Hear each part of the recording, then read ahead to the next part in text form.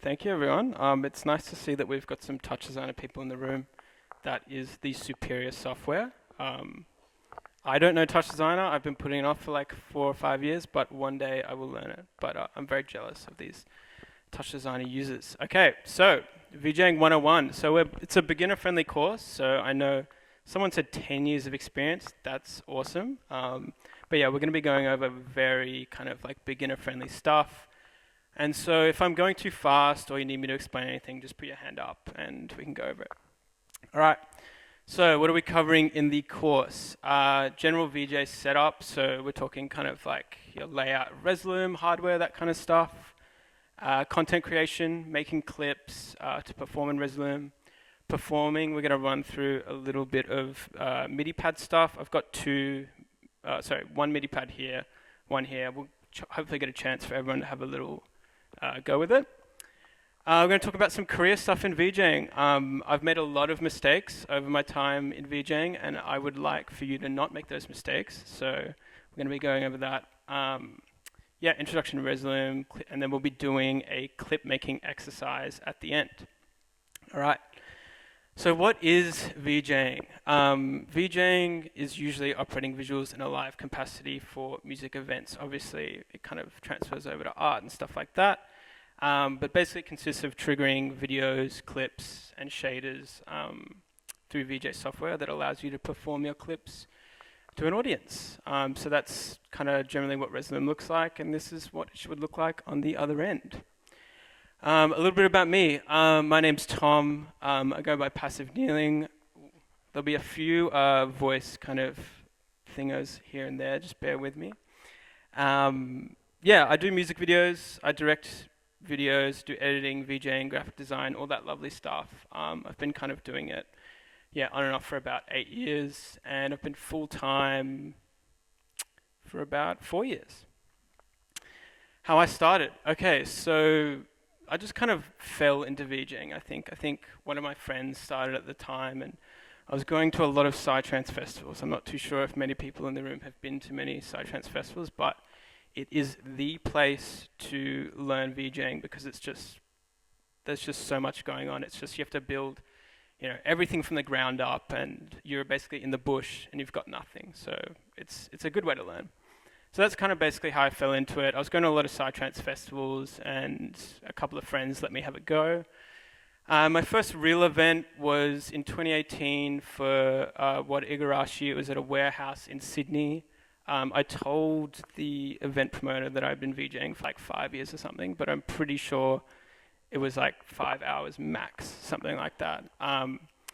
And to give you a kind of perspective on how I started and how many of you may start is this gig here was a 14-hour shift for $250. So pretty rough rate, but I learnt so much from this first gig that it was just kind of invaluable for the rest of my career. I had to like rig up projectors above like an audience of like 300 people and do all this stuff I had no experience doing, and it was just really kind of hopping in the deep end. Down here, this is kind of my first event I ever put on. I just wanted to VJ more, so I just started putting on events so that I could VJ all night, and it was really fun. And this over here is kind of my first show reel. These are all kind of low quality GIFs, but you get the idea. Made on VDMX, all videos from my phone. So basically I want to, in this course, show you that you can make clips from anything. Sorry, the HDMI is really shit. All right, are we coming back? Okay, bear with me.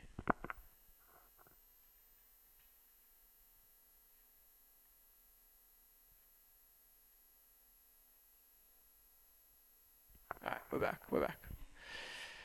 Some work I've done. This is some more recent stuff that I've done. I'm just going to pause that.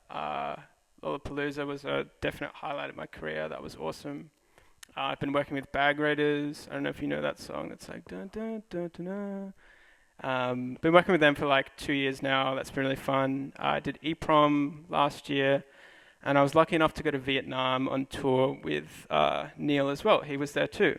And then this down here is just like a little thing that I did for A3 Festival last year. More kind of Blender-based type thing. I'll just give you a little preview. This is kind of more so the speed that I'm working at the moment is this kind of stuff. It's not working. We're going to just move on. Yeah, here's some of the aesthetics I kind of deal with. I kind of am a bit of a generalist. I do a lot of different kind of stuff. I wouldn't recommend it. There's no point being a generalist. Just do one thing really well. I do a lot of analog video stuff, so I've got a bit of hardware, and I do kind of stuff like that. A lot of trashy stuff. I really like just kind of collaging clips together, just making stuff from absolutely nothing. So, you know, this is kind of just like some video game footage with like some phone recordings, just a bunch of shitty blend modes. Really nice. I do a lot of kind of patterns and shapes and fractals and stuff like that, more kind of like new age psychedelic stuff. Usually make these in After Effects and Blender. And as I said before, kind of more moving into 3D landscapes in Blender, so kind of, yeah, animation and Eevee, that kind of stuff.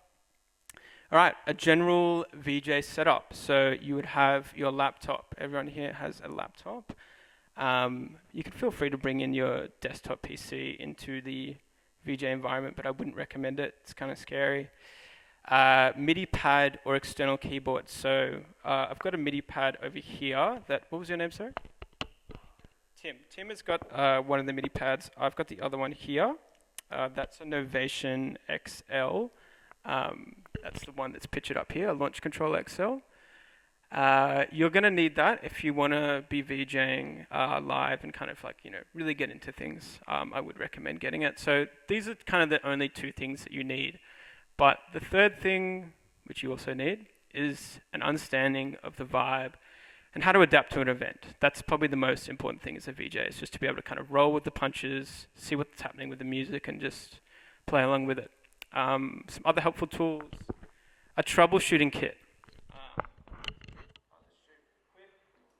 Basically, I've got this tool bag, and it's just filled with every kind of adapter or cable that you would ever need. I recommend when you're starting out, have a tool bag like this. Just carry a bunch of stuff for any kind of possibility for stuff to go wrong, because it will go wrong. Video capture card if you want to plug in other sources, webcam. I've got a laptop stand that I will give you the link for because it is really good. An SSD. So you'll need a lot of clips for VJing, and having storage on your computer can be quite expensive. So getting an SSD that's kind of reliable is a really good thing to do. And a mouse. I'm a mouse guy. Love a good mouse. Making clips. So contrary to what a lot of people say, I think you can do a lot of this for free. One of the things that you will have to pay for is obviously the Resolume license. If you don't want to get the Resolume license, there's ways around that. I will not recommend how to do them, but it is possible. But yeah, these are some of the apps that I use or that you could use. CapCut, I think it's a good replacement for Premiere Pro. Obviously, Premiere is quite expensive to get. CapCut is, you may think it's just some kind of like TikTok, like editing software, but it's actually very powerful. GIMP is kind of a replacement for Photoshop, Resolume, and then we've got VDMX on Mac. And the Lumen app. I'll have a link to all of these later, but the Lumen app is essentially a video synthesis kind of software app, so you can kind of emulate video synthesis stuff. Obviously, you can buy just like VJ clips. There's a lot of free ones around, which I will give you some links for later. ISF shaders, Touch Designer, a lot of Touch Designer people in here, okay? Great resource for making clips.